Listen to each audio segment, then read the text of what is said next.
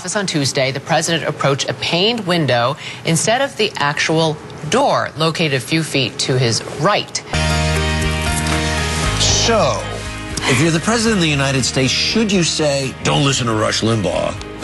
Go ahead and help me pass my... That sounds more like Rush Limbaugh than the president. Like that impersonation.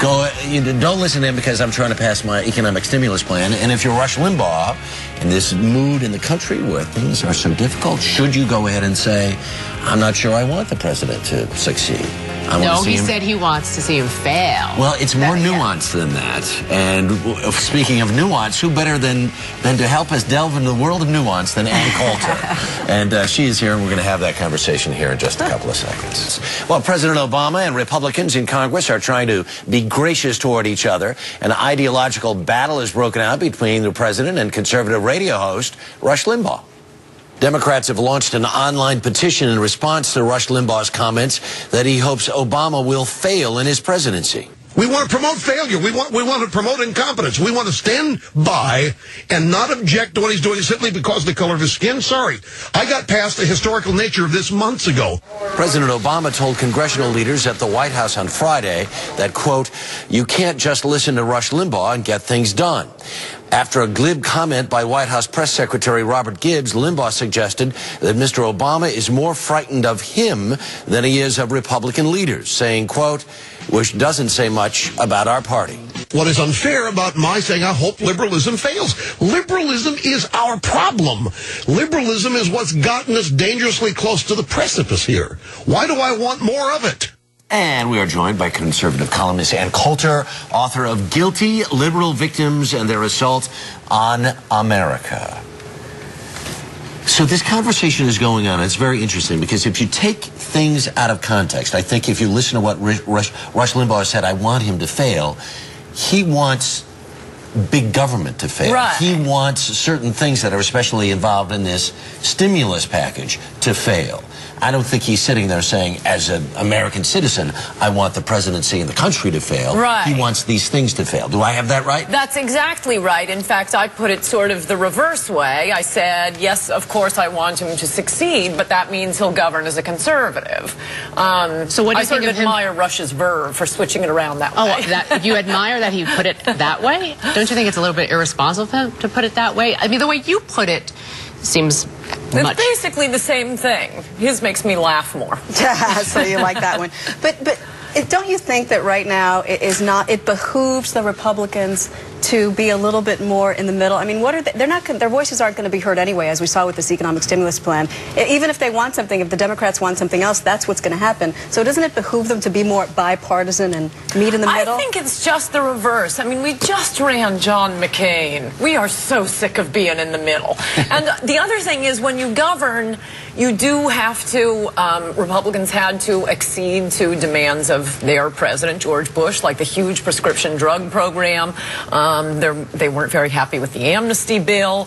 So, you know, we've already, or they, as politicians, have had to compromise and engage in horse trading. Now we can be principled. But how are they going to have a voice? Well, I think they will have a voice. I mean, they already got, it's a tiny little piece of the bill, but they did get the birth control or the family planning plan. I bet you the SDT programs are going to be cut soon, too. And the main thing is that we go back to being the party of ideas and we stand for something, and people, you know, we can make the principled arguments. Now, I say we, I'm not a politician, but I feel sorry for Republican politicians having to be compromising for the past 8 years. How interesting is it, though, that there's a guy on the radio who has an audience of some millions of people.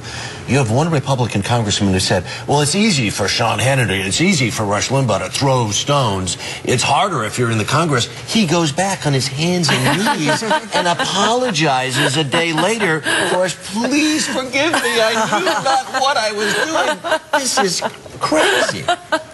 I mean, that's the voice, that's the conscience, right? Well, I I mean, we do have different roles, conservative spokespeople and politicians. Like I say, politicians, you know, they do have to be diplomatic. I wouldn't want to be a politician. Rush Limbaugh wouldn't be a politician. Well, that's my question to you. Like, if you feel so passionately about your beliefs and you make good money through your books, why don't you run for office and try and spark change that way? It's a very different job, and I wouldn't like it, and I don't think I'd be good at it. I mean, just to take two examples from President Bush. Immediately after the attack of 9/11, Bush is all over saying Islam is a religion of peace. He's inviting all these Muslims over for Ramadan. It's all he's attending, you know, mosques. I didn't have to do that. When they have the unveiling of the Clinton presidential portrait, Bush has to say nice things about Bill Clinton. I didn't have to do that. I couldn't do that.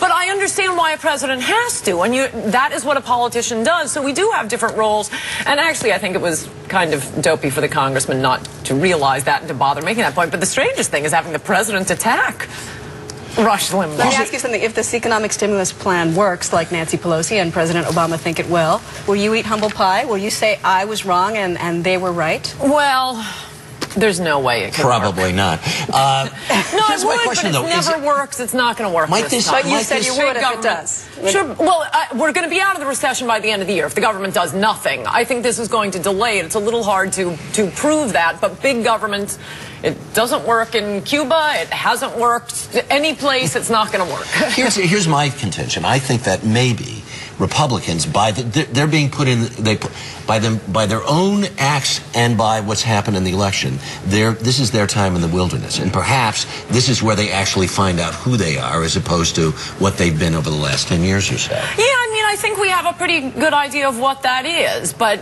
like I say, now you don't have to make compromises. Now you don't have to build majorities. You can go back to first principles. And, I mean, as Reagan showed, that is popular with Americans. Yeah. In the final seconds, what is your role then? You say we all have roles. What's your role? Gin up the troops, prepare the troops for battle. And gear up for President Palin, right, in your ideal world? Perhaps. All right. Ann Coulter, thanks for stopping Thank you. by.